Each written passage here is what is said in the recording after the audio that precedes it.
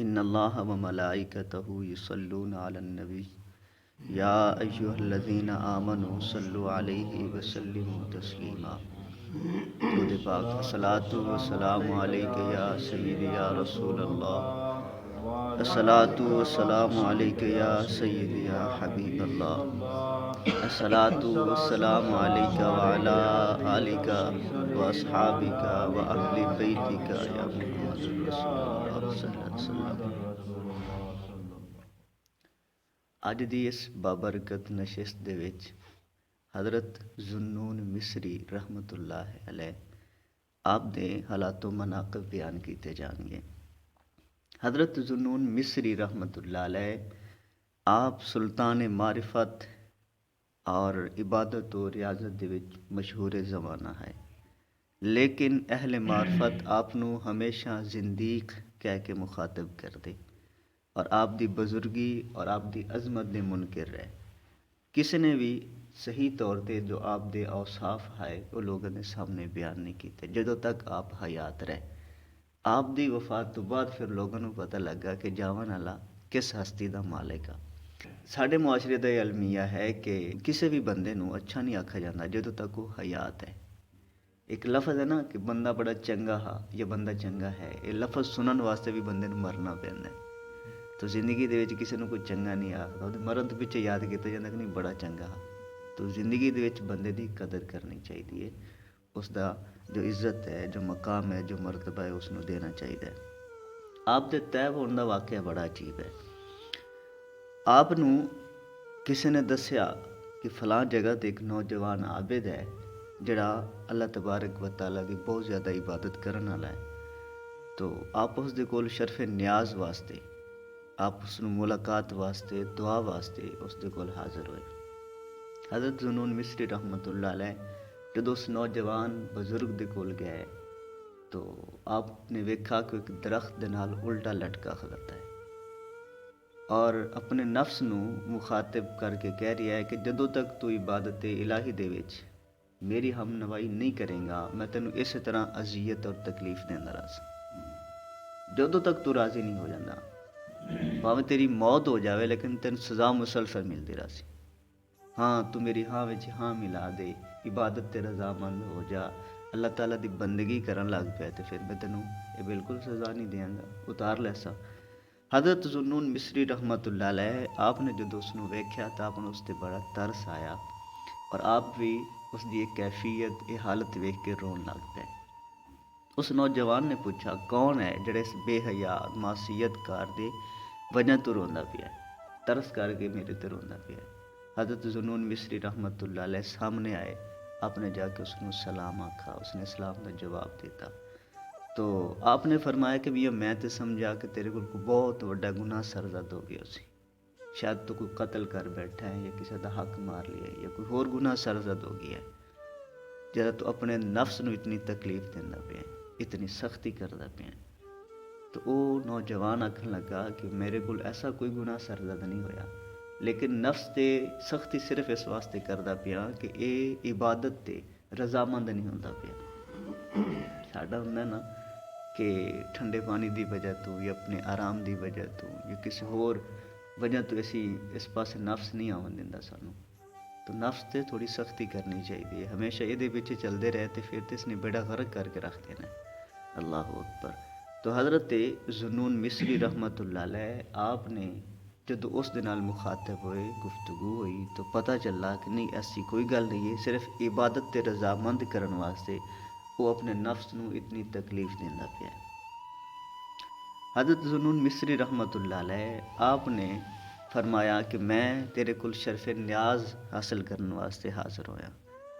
تو اس نے کہا جی میں اس قابل نہیں ہاں، اگر تو واقعی کسی درویش نو ملنا ہے، واقعی کسی اہل اللہ نو ملنا ہے، کسی اللہ دے بندے نو ملنا ہے، پھر سامنے پہاڑ تے چلا جا، اس دے وچ ایک غار ہے، اس غار دے وچ ایک درویش بیٹھا ہے، اس دے کول چلا جا تینوں کچھ نہ کچھ حاصل ہو جاسی۔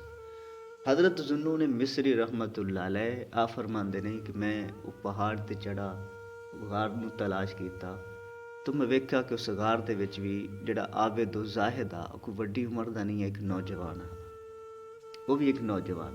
اچھا پھر سارا ایک ਹੋਰ تصور ہے کہ نماز والا روزے والا اور قرآن دی تلاوت والا جو عبادت والے پاس آنے والا جو وقت ہے نا وہ جوانی تو بات ہے. ساڈا تصور یہ بن گیا ہے, سوچ یہ بن گئی. لوگ آخر ہیں کہ بس میں بچے نو پرنا لواں, میں فلانا کر لواں فلانا کر لواں, پھر میں اساں تے مسجد ہو سی.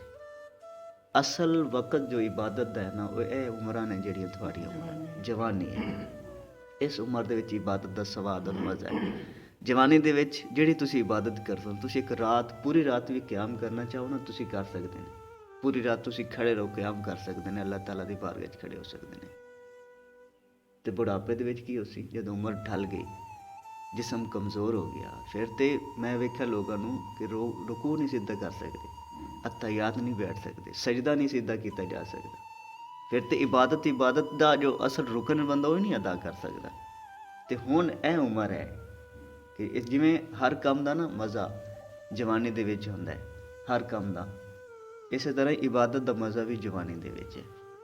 تو حضرت ذوالنون مصری رحمت اللہ علیہ آپ فرماندے نے کہ میں جدوں دوسرے عابد نو جا کے ملا, دوسرے زاہد دے کول میں پہنچا, تے وہ بھی کوئی وڈی عمر دا نہیں آ بلکہ وہ ایک نوجوان ہا. تو میں ویکھا کہ اس نے جس غار دے وچوں بیٹھا ہا, اس غار دے سامنے اس نے اپنا ایک پیر کٹ کے باہر سٹا ہویا ہا, اس دے وچ کیڑے پی چکے ہیں, اور اس نو پیر نو ویکھ کے وہ ہسدا ہا.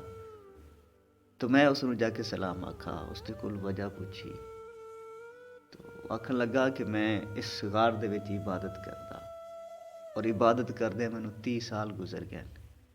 ایک دن ایسا ہویا کہ میرے سامنے ایک عورت گزری, یہ بھی ایک امتحان ہوندا ہے. آکھن لگا جی میرے سامنے ایک عورت گزری اور میرا دل گناہ تے آمادہ ہو گیا. میں اس نو بلان واسطے جدوں باہر نکلا, ایک قدم میں غار چوں باہر کڈا تو آواز آئی, او جھوٹے 30 سال بندگی کرنے میرے ہو گئی, اجے بھی تینوں غیراں دی چاہ ہے, اجے بھی اس پاسے تیرا نفس تینوں آمادہ کردا پیا ہے.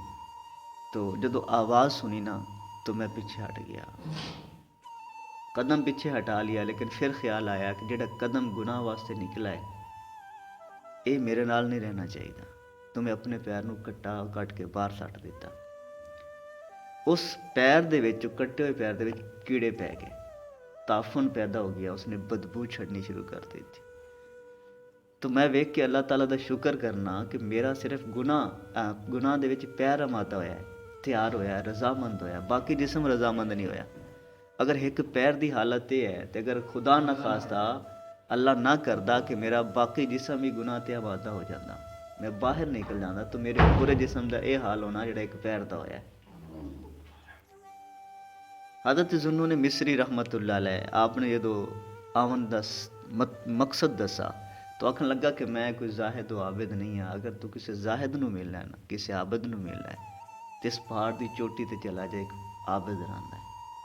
حضرت ذوالنون مصری رحمت اللہ علیہ جان دی کوشش کی لیکن پہاڑ اونچا نہ جا سکے, واپس آ گئے.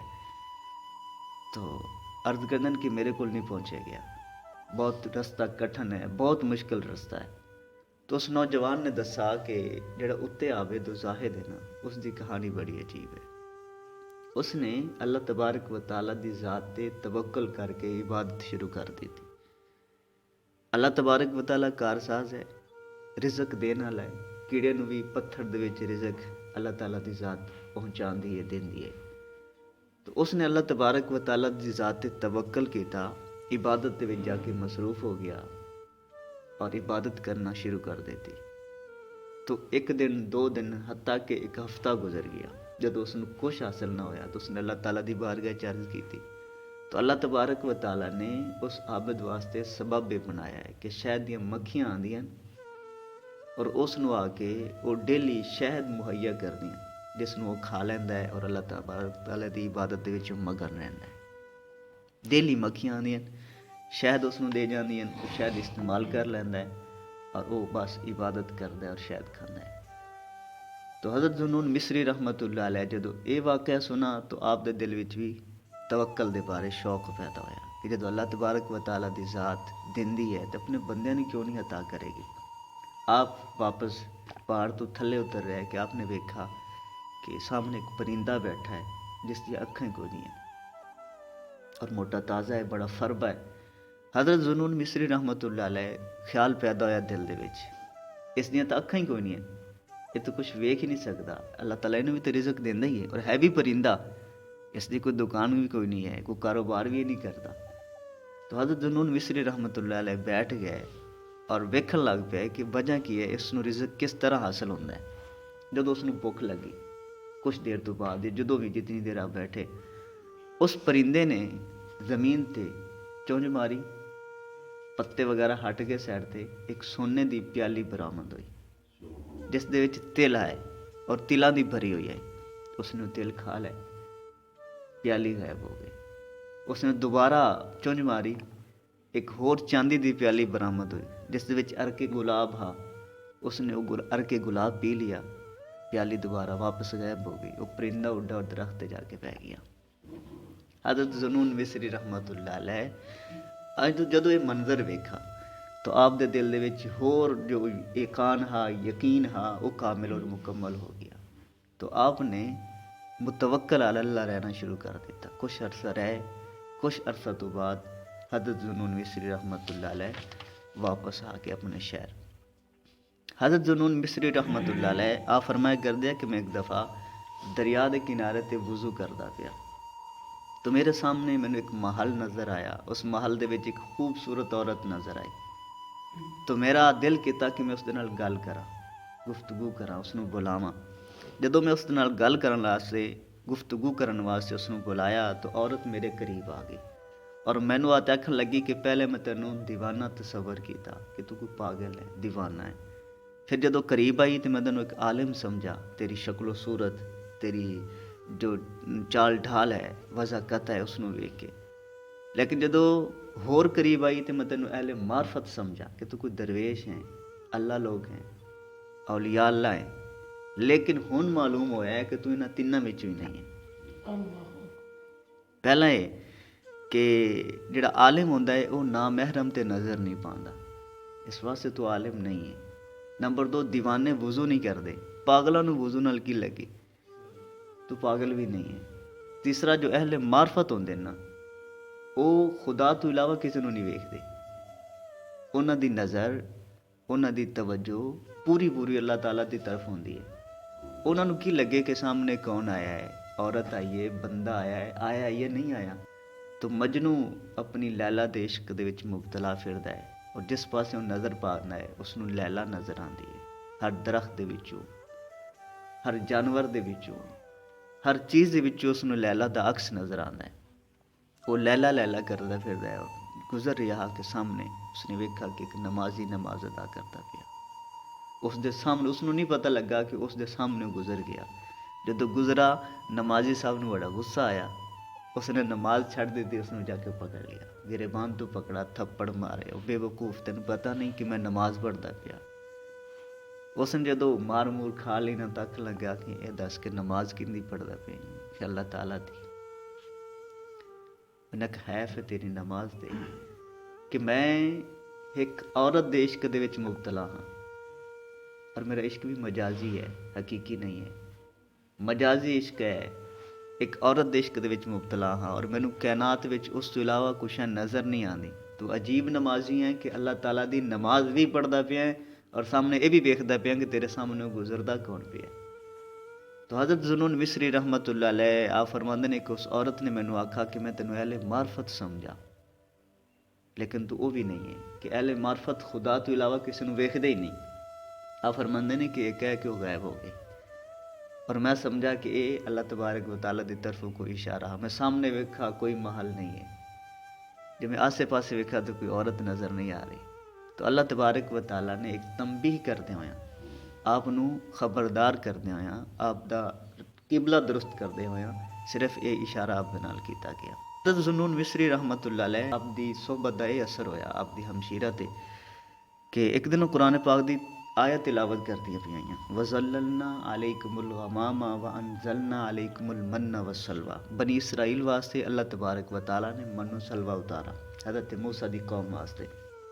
تو انہوں نے جدو آیت پڑھی نا تو اللہ تعالیٰ دی بارگاہ چ عرض کردے کہ یا اللہ، اگر بنی اسرائیل واسطے من و سلوہ اتر سکتا ہے تو ساڈے واسطے کیوں نہیں اتر سکتا؟ ایک کہن دی دیر ہے کہ آپ دے واسطے من و سلوہ اترا جدو منو سلوا اترا تو آپ نے وہ اپنا علاقہ مصر دا جو علاقہ جس جگہ تے آپ رہائش پذیر ہیں چھڑ دیتا اور جنگل دی طرف چلی گیا، اور اس تو بعد پھر انہوں نے کسی نے نہیں ویکھا۔ حضرت ذنون مصری رحمت اللہ علیہ آپ فرماندے نے کہ میں ایک پہاڑ کو میرا گزر ہویا، میں ویکھا کہ بہت سے سارے لوگ اتنے جمع ہے، میں وجہ پوچھی تو لوگوں نے دسا کہ اتنے ایک عابد ہے اور وہ ہفتے دے وچ ایک دفعہ باہر آندا ہے، سارا اجتماع اس دے واسطے آیا ہے، سارے لوگ بیمار ہیں، اس کسی نو کوئی بیماری ہے، کسی نو کوئی بیماری، مختلف بیماریاں دے وچ مبتلا ہے، لیکن وہ بندہ ہفتے دے وچ ایک دفعہ باہر نکلدا ہے، اللہ تعالیٰ دے کچھ کلام پڑھدا ہے، انہاں تے پھوک مار دیندا اور سارے لوگ ٹھیک ہو جاندے ہیں۔ حضرت ذنون مصری رحمت اللہ علیہ آپ بھی کھڑے ہو گئے، جدو وہ بیلی باہر آیا اس نے کچھ پڑھ کے اس نے دم کیتا، اجتماعی دم ہا، سارے لوگ ٹھیک ہو گئے، جو بھی بیماری وچ مبتلا ہے سارے ٹھیک ہو گئے۔ واپس جدو اپنی غار دے وچ جان لگا تو حضرت ذنون مصری رحمت اللہ علیہ نے جا کے اس کا ہاتھ پکڑ لیا، جدو ہاتھ پکڑا تو وہ آکھن لگا کہ اے ذنون مینوں چھڑ دے۔ آپ نے بڑی حیرت ہوئی کہ میرا نام ہی جاندا ہے، آکھن لگا کہ ذنون وقت نہیں ہے، تو میرا ہاتھ پکڑی کھلوتا ہے، میرا ہاتھ چھڑ دے۔ اللہ تبارک و تعالیٰ نے چیز پسند ہی نہیں کہ کوئی بندہ اس دا ہاتھ بھی پکڑے اور کسی غیر دا بھی ہاتھ پکڑے۔ تو حضرت ذنون مصری رحمت اللہ علیہ فرماندے نے کہ میرے پیروں تھلوں زمین نکل گئی، میں فوراً اس دا ہاتھ چھڑ دیتا اور وہ اپنی عبادت گاہ دے وچ اپنی اس غار دے وچ چلا گیا۔